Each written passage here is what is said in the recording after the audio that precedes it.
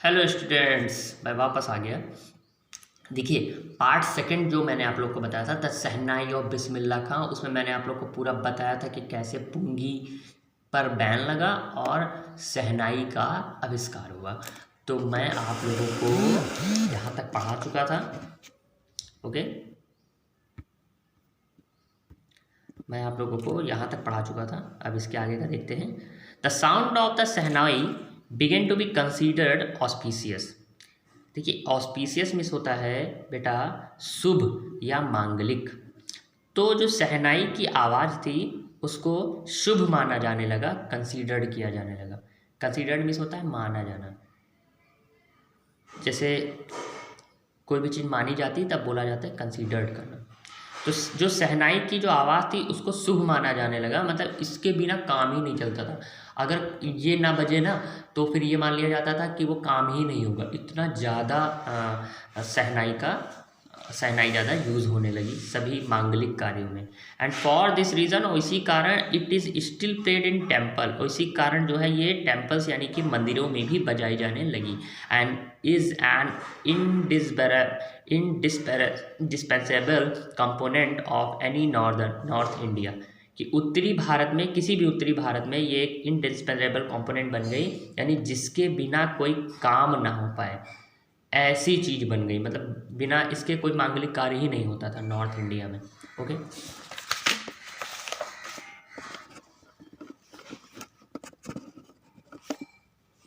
Wedding, जो north India में जो भी वेडिंग होती थी यानी जो भी शादी होती थी तो वो इसके बिना कंप्लीट ही नहीं होती थी। आपको ही मालूम है शादियों में क्या बजती है, शहनाई, है ना। इन द पास्ट, और मतलब प्राचीन काल में the shehnai was part of the नौबत। नौबत की जो है वो एक भाग बन चुकी थी। और ट्रेडिशनल असेंबल, देखिए बेटा, जो ट्रेडिशन होता है, ट्रेडिशन मीन्स होता है परंपरा। ओके, इंसेंबल मीन्स होता है समूह ऑफ 9 इंस्ट्रूमेंट फाउंड और रॉयल कोर्ट। रॉयल कोर्ट मतलब जो शाही जो दरबार था उसमें जो 9 इंस्ट्रूमेंट पाए जाते थे उसके समूह की ये परंपरा बन गई थी, उसी में ये रहती थी। नौबत क्या होता है, नौबत ही बताया जा रहा है बेटा यहाँ पे। जो रॉयल कोर्ट में जो 9 इंस्ट्रूमेंट रखे जाते हैं उस इंस्ट्रूमेंट का जो समूह होता है, ओके, पारंपरिक समूह होता है, उसका ये शहनाई क्या बन गई थी, भाग बन गई थी। 9 ग्रुप थे, उनका ये भाग बन गई थी।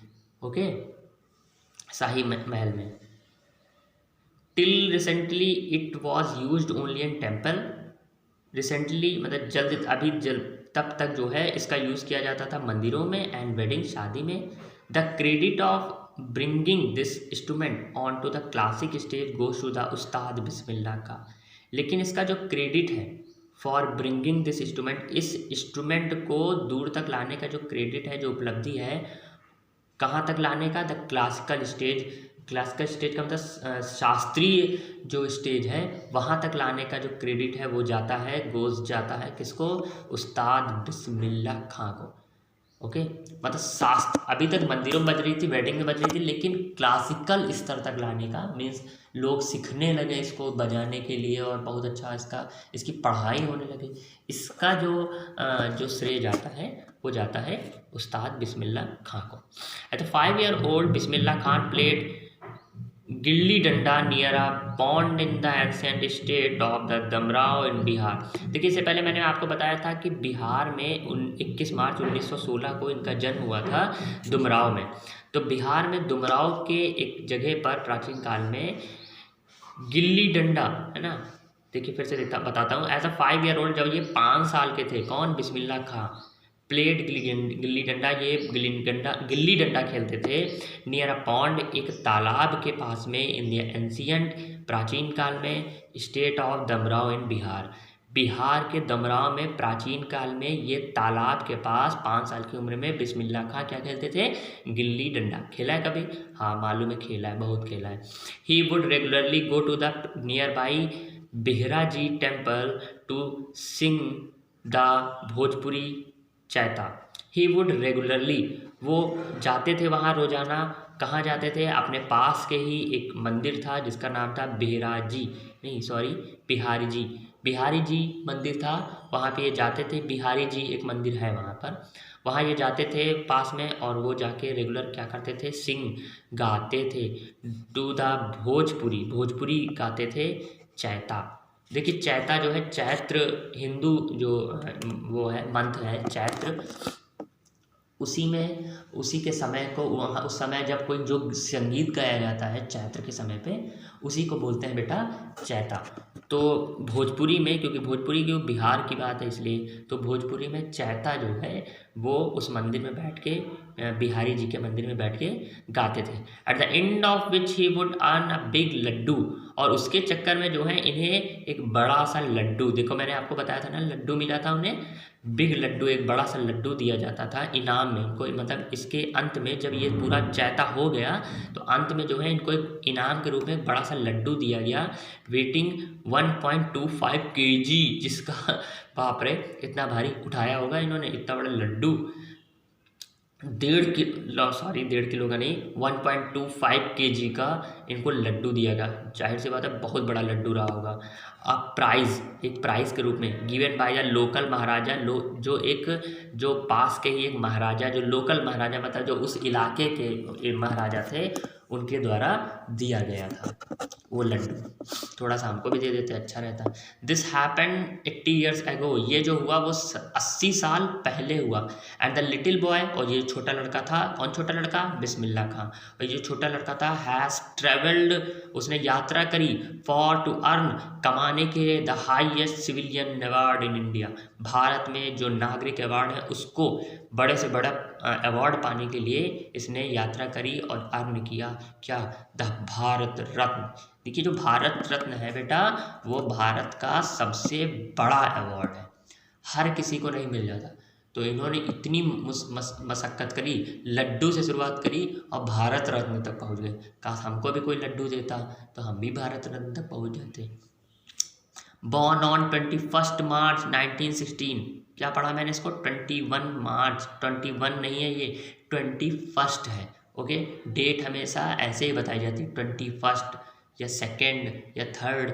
ओके, 21वीं मार्च, 21 मार्च नहीं, 21 मार्च 1916।